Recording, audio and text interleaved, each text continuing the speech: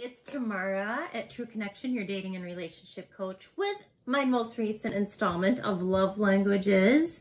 And this one is about gifts. Your partner's love language, primary love language, is gifts.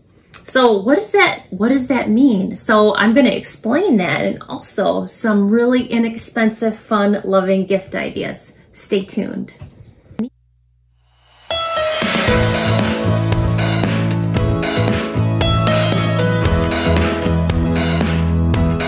Okay, what are love languages? Love languages are how we each give and receive love and affection. So you're going to want to get online and take the assessment, because none of us knows for certain what our love languages are, but we have a good inclination. But you want to be sure, you don't want to guess. So Google Love Language Assessment by Dr. Gary Chapman, and you will find out what your primary, maybe you have multiple primaries, and then your secondary love languages are, because you need to know, but also your partner really wants to know, so that you can feel loved and honored and treasured when they are trying to really show their devotion to you. Okay, so gifts. A lot of people, when they first hear my partner's primary love language or secondary is gifts, what? And you think that might be materialistic. Or if you realize that that's your primary or secondary love language, trying to explain that to somebody and trying not to sound materialistic is difficult. And it isn't, you guys, it's not materialistic at all. So what it just means is little gestures, little, medium, big, any kind of gesture that feels like a gift really makes a huge impact and makes your partner feel like you were thoughtful. You were thinking about them, you've kept track, you were listening to what they really enjoy or like, or what they wish they had. And when you pay that close attention and then you follow through, you create that, and then you give it to your partner, all that just feels amazing, romantic, thoughtful, and they're gonna fall even more in love with you. The idea is that with a love language, it has to be done regularly. You can't give your partner a gift once a month and expect that to make them feel loved for all the other 29 or 30 days of the month. That's not how it works. So you can have a broad spectrum of ideas, something that costs a few cents all the way up to, you know, something that's expensive. That's not the point. The cost is not the point. It's the regularity and the consistency. So think about your own love language. How would it feel if your partner only kissed you once a month, or did the dishes once a month, or told you they loved you once a month? Oh gosh, you'd feel miserable, you'd be nervous, on edge, you'd feel disconnected, your intimacy and in every way would be horrific. So when you're trying to stay on track and understand, think about it through your own love languages, and it'll help you really understand your partner better. So you will not be good at this at first, okay? So put reminders, sticky notes, put them on your phone, set alarms. When your partner says, oh, my yellow roses are my favorite, that red blouse in the window, or, oh my gosh, when you left me that love note on Tuesday, I was so touched. That means you want to do more love notes. That means every little card or gesture is, you know, you leave a yellow rose on their car, so when they come out at the end of the day after work, they remembered. You were listening. I did mention that. I love that. That's so romantic. That's so thoughtful. And not only that, but all their coworkers are like, ah, that's beautiful. So it's just the little things done with regularity. So give yourself some grace. It does take 21 days to develop a new habit. Make sure that you are just consciously trying, and do whatever you need to do to help yourself remember, and then give your partner that grace too. So as you go along, you're going to want to ask your partner, is this kind of what you mean? Is this often enough? Would you like more or less, different kinds of things? And just be patient with each other, because it might be a little awkward at first to kind of talk through those specifics. But no matter what your love language is, if you're a touch person, you're going to have that same conversation. Do you want me to hold your hand all the time, sit next to you on the couch, rub your neck while you're cooking, you know, grab you and kiss you in the street? Like, what does it look like for you? That same conversation is going to happen with gifts. Okay, so some pointers are write things down. Every time they mention something, sneak off to your phone or keep a little pad of paper in a drawer nearby or in your nightstand and write down all the little things so that you're not stuck wondering, oh, I'm out of ideas. Your partner's actually giving you ideas all the time or pointing things out when you're out, or you'll just figure things out on your own. Okay, you ready for some gift ideas?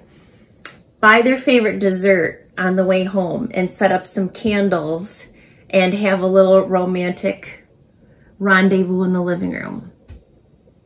Buy their favorite coffee and have it sent to the house so that every morning they get to reopen that bag for 20 days, 30 days, how often long that bag of coffee lasts. They are thinking, oh gosh, my partner got me this coffee. This is so loving. This is so beautiful.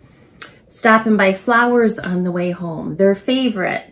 You don't want to buy yellow roses every week because then that feels just too robotic. It doesn't feel spontaneous and thoughtful. That's just too much of a pattern.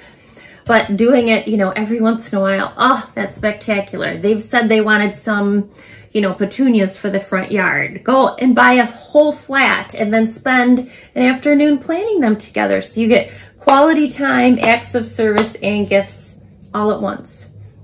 So if your partner has multiple love languages, you'll get really good at figuring out how to touch all those points in maybe just one gesture or making a special evening out of something.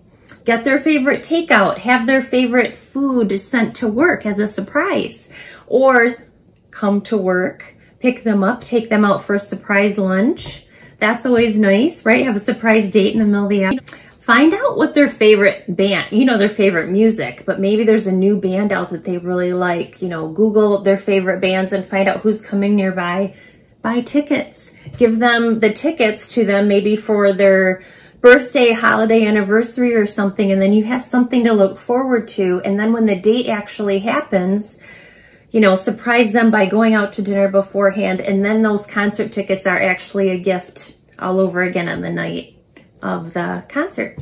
Oh, does your partner travel for business, or maybe they're going away with their friends for a friends trip?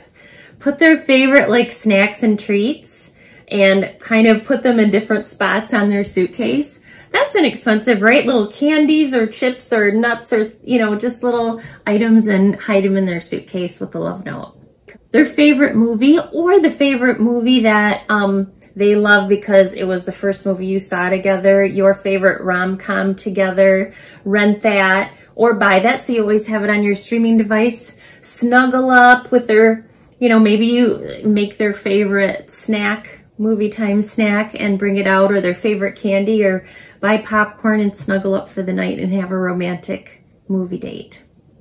Oh, and when your partner, because sometimes when you're out traveling or you're just out and about, your partner will mention something, just order it right away and then have a secret spot in the house where you keep all these little things that they've mentioned, and then just have this little stockpile, and then the holidays won't seem overwhelming. Or Valentine's Day, your anniversary, their birthday, you're going to have this really fun box. And if you're traveling, you're in a little town and you're near all these little shops or boutiques, when they're off doing something or they step away for a minute, run back and buy it, or buy it and have it sent to the house.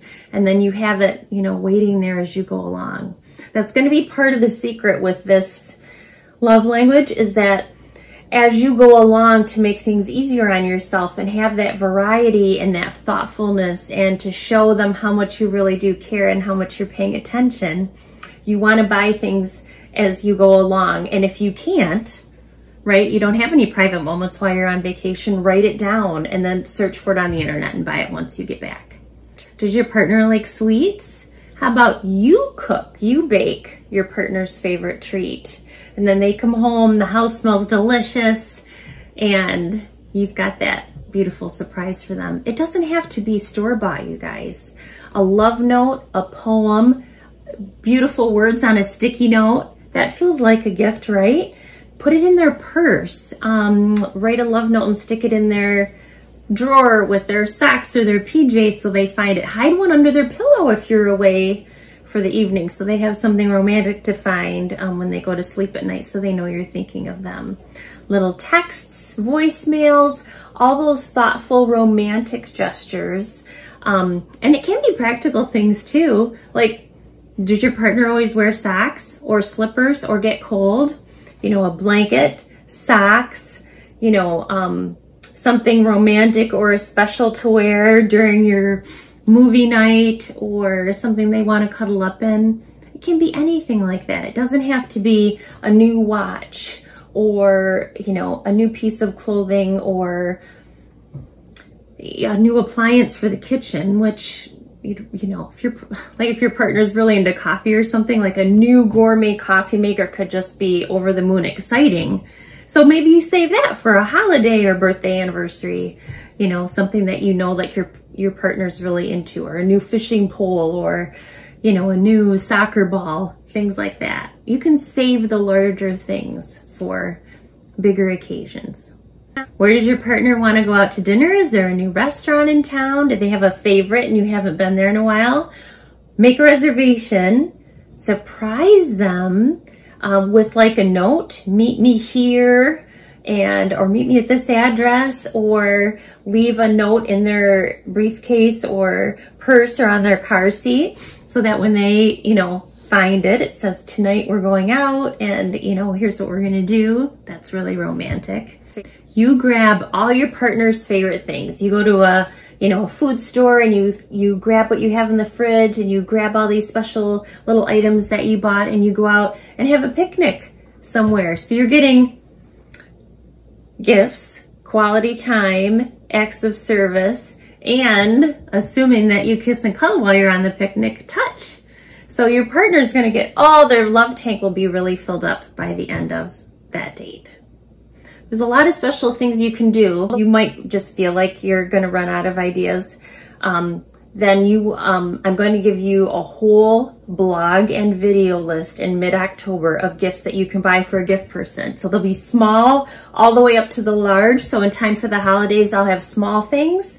The third week of October and mid-October, I'll have, you know, more traditional, you know, gift ideas for you. And I'm going to do that for each of the love languages, because whatever your partner's love language is, you're going to struggle to some degree with, oh my gosh, now I have all this great information. Now how do I really help them feel really loved during the holidays? So look out for that. Hit subscribe and the notification bell so you catch all of my installments of the love languages, because gifts might not be your partner's only love language, and you want to make sure you understand all of them. And you also want to make sure you understand yours, because you need to explain to your partner what you want and need too. So an important distinction is there are 5 love languages and they're all important, and your partner does want all of them. But your partner's primary love languages are a need.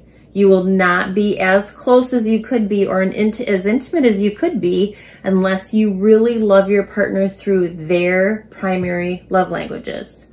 So if you did acts of service things for a touch person or a gift person, you're going to be like this. Your partner's never going to feel like you understand them, you get them, you're listening, until you really do it in the way they need you to do it. And if you want to get together with me because maybe you just can't figure each other's love languages out, or your relationship isn't any better even though you've now started loving your partner through their love language, it's still not making a dent. Why isn't this getting any better? So get on my website, make an appointment. Your first 15-minute meet and greet with me is free, and then we can go from there. We'll talk about your goals. You can tell me what you have in mind, and then, you know, we can decide how to proceed. But this can be a small thing that makes the hugest difference, guys. So let's make sure you guys get on the right track. You can do this. Good luck, guys.